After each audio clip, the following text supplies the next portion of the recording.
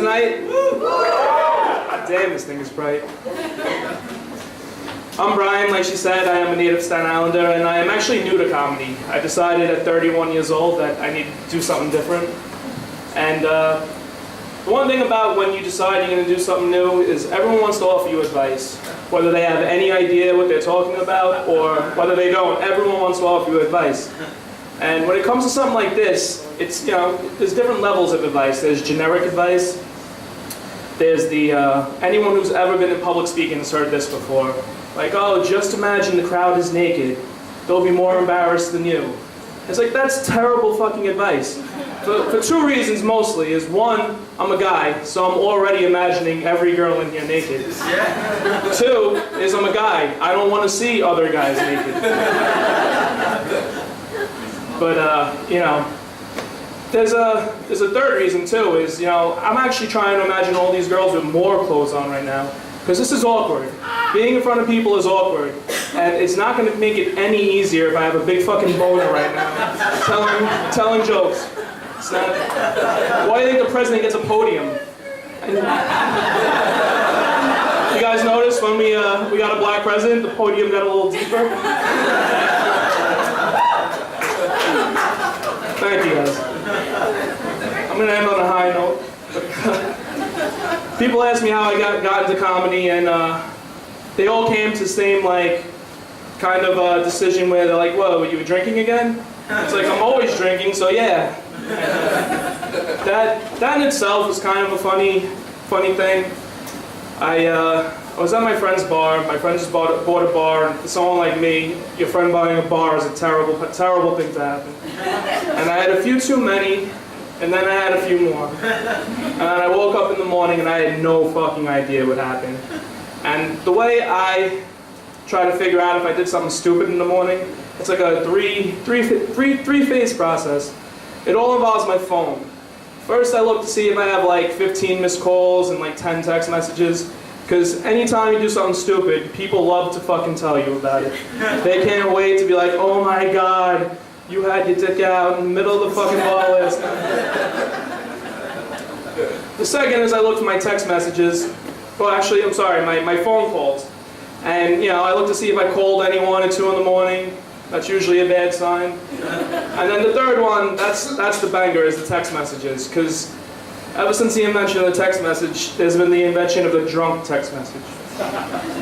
And, you know, I'm looking through and I don't see any girls' names, so I'm like, it can't be like that bad. And then I see Whalen, my friend who got me into comedy. And I'm like, I fucking agreed to do stand-up comedy last night. And I wasn't even mad, I was actually more sad about the whole thing. I'm like, this is fucking ridiculous. This is what my life has come to. Like, I'm not texting girl, wanna fuck at 2 in the morning. I'm texting my friend, hey, I think I wanna be a stand-up comic from now on. I fucking hate when I drunk text people. I'll tell you what I do like what happens when I drunk Tinder message somebody. Do you guys ever, there's a few laughs so people know what Tinder is. But those of you who don't know, Tinder is the most superficial dating app in the world. You don't care what anyone has to say, you like their picture, you swipe right, and you might start a conversation. But the best part about Tinder is you're playing with house money, because you don't know these people. So like you could just message, hey, you want to come over and lick my butthole? And like, they say yes. I mean, if they say no, then what the fuck? You're never going to see these people anyway. Whenever I connect on Tinder, every once in a while this happens. And ladies, I don't know if you know this happens, but I'm sure guys that are on Tinder, you know this happens. Is like, you'll see some 22-year-old smoking hot girl, just half naked, and you know, of course she likes you. I'm like, at first I was getting excited. I'm like, oh my God, this is great. Then I realized they're all hookers. I'm like, no, that's not even a joke. They're really hookers. Like, because you get messages, and the messages are like, hey, I'm glad you like my picture. I'm Susie. If you wanna have some fun, it's 60 for a BJ, or 120 for the GFE. I'm like, anyone who's like past the 5th grade should know what a BJ is, but GFE kind of threw me off. Like, I'm like, GFE, so I went to Urban Dictionary. I'm like, what's GFE? And it turns out it stands for girlfriend experience. But I was still kind of like confused about it because I'm thinking in my head, I'm like, wait, so girlfriend experience. So it's $60 for a blowjob and $120 for you to come over and whine about your day and tell me that you're too tired to give me a blowjob?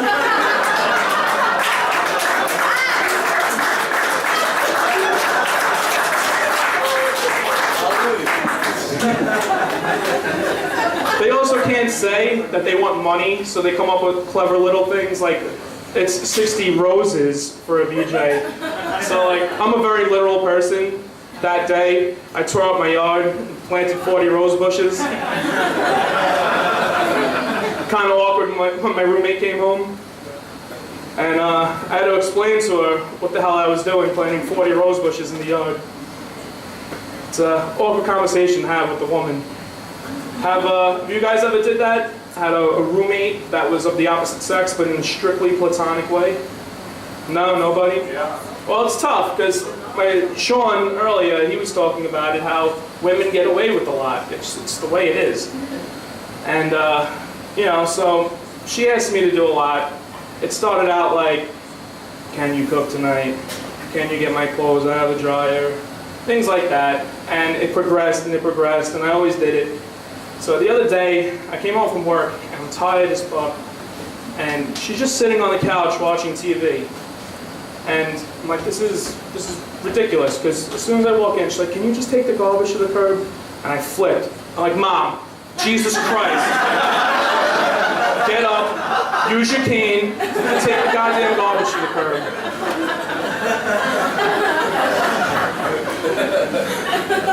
Glad I'm getting some laughs tonight, because like I said, at 31, I decided to pick up a new hobby, and the other was cage fighting. I didn't think that was going to go over overweight and can't fight. Probably a bad idea. But I tried to get into shape. I tried to lose weight. And it's hard because just because it's hard, because it fucking sucks. It's like everything good makes you fat. Alcohol, food, like it just, but like, you know, so I tried diets, but then the same thing, same kind of advice. You guys ever notice like someone that's 300 pounds goes down to like 290 pounds and they're all of a sudden a fucking nutritionist? Like they all of a sudden, like their diet is the best. And it's like, oh, you can't, the only way to lose weight safely is with isogenics. It's like, yeah, people for thousands of years have been fucking losing weight without isogenics. They must be unhealthy people. My boss is on a diet called the paleo diet. Do you guys know what that is? It's called like the caveman diet, and the basic idea is you eat only things that are natural, only things that cavemen could have eaten. And but now every time I'm at work, he has something to fucking say about anything I eat, and it doesn't even have to be bad. I'll be eating an apple. Like, is that your second apple of the day?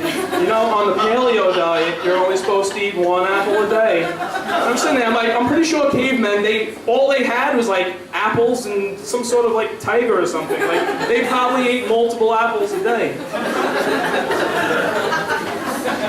Then he'll be like, is that cow's milk you're putting in your coffee? I'm like, it's yeah, I'm assuming. Isn't that where milk comes from? It's like, you know, on the paleo diet, you're supposed to use almond milk. And I'm like, well, what the fuck is that? How do you milk an almond? That's complete bullshit. You can't, almonds don't have boobs, they don't have tits, they don't have breasts, a teat. You know, I mean, I guess if you cut one in half, it kind of looks like a nipple, but like, it still doesn't have a mammary gland. Like, there's no, it's not milk. And the second part of losing weight is, you know, working out, and you know, I've done that too, and you know, just I lose motivation so fast. I come home, just like I don't want to do that. So like, I went online and I was trying to like get some inspiration from online, and I was reading quotes. And that was a bad idea, because that made me want to work out less. Like, the stupid shit that I was reading. The first one was like kind of alright. It was like, nothing tastes as good as skinny feels. And I'm like, no, I gotta plead ignorance, because I know shit tastes good, but I don't know what skinny feels like. So yeah, that could be. So I didn't get too mad at that. But then like you go on some of these bodybuilding forums, and it was a pain is just weakness leaving the body. Like, what the fuck does that mean? Like, what? Thanks, Socrates. What the fuck is that? Pain is just weakness leaving the body. Like, if that's the case, I'm just gonna stay on and cut myself. Like, what? And the last one, I actually was surprised that this upset me so much, because it came from someone that I respect. Someone that like I really thought was gonna like motivate me. And you guys know J.J. Watt from the Houston Texans? He's a football player. He's an absolute monster. He's a beast. He clearly works out a lot. And his was, greatness isn't owned, it's leased, and the rent is due every day. And like, what? Like, who the fuck wants to pay rent every day? That's literally the worst part of my month, is paying rent. Like. That's horrible. Like, I never went up to like a friend like, oh, you just got out of the gym? Yeah, man, it was great. Feels like the first of the month, just wrote that check. Never felt better. Guys, that's my time. Thank you so much.